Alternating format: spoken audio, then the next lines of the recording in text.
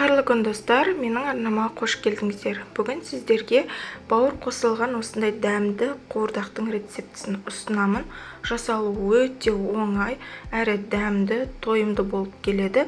Сізде жасап көруге кеңес беремін.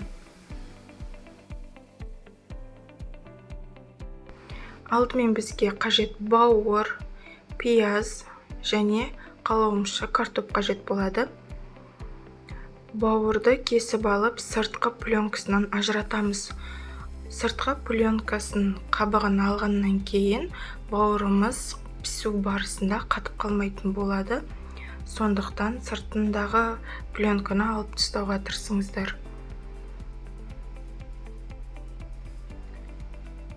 Өте оңай алынады, мұқият бір шетінен ұстап алып тартсаңыз, жеңіл алынатын болады.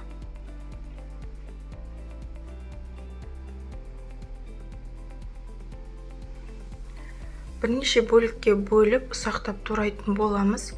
Әрине өз қалауыңыз бойынша көлемі жағынан үлкейтіп кішірейтіп алсаңыздар болады.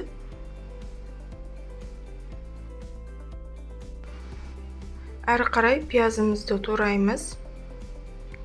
Пияздың көп болуы артық етпейді, себебі бауырдың қуыру барысында пияз өз сөлін шығаратын болады және пісу барысында қатып қалмайды. Картопымызды тураймыз. Өте үлкен де емес, өте кішкентай да емес. Дәл көріп тұрғандарыңыздай турап алсаңыздар болады.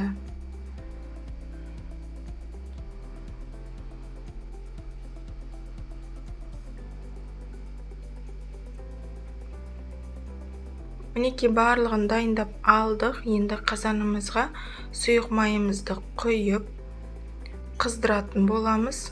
Қызып тұрған майға бауырымызды салып қуырамыз.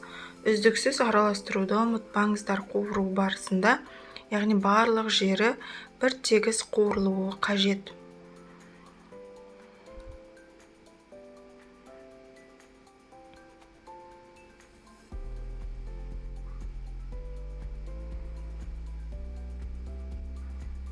Пиязымызды қосамыз.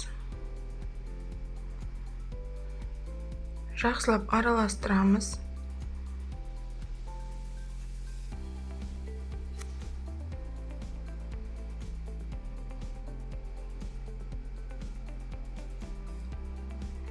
Қақпағын жауып бірнеше минутқа қалдырамыз.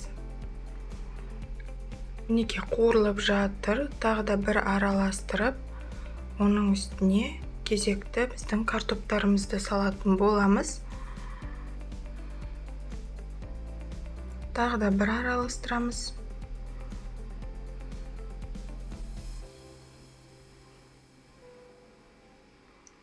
Қалауымыз бойынша тұзымызды, басқа да дәмдеуіштерді қосамыз. Бұл жерде мен қара бұрыш және паприка қосып жатырмын. Қалауыңыз бойынша басқа да дәмдеуіштерді қосуға болады.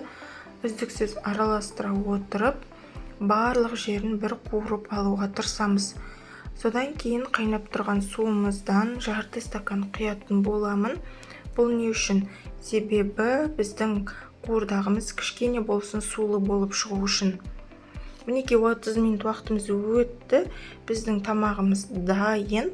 Иісінің өзі керемет болып тұр. Енді ұсынатын ыдысымызға салып, дастарханға ұсынуға болады.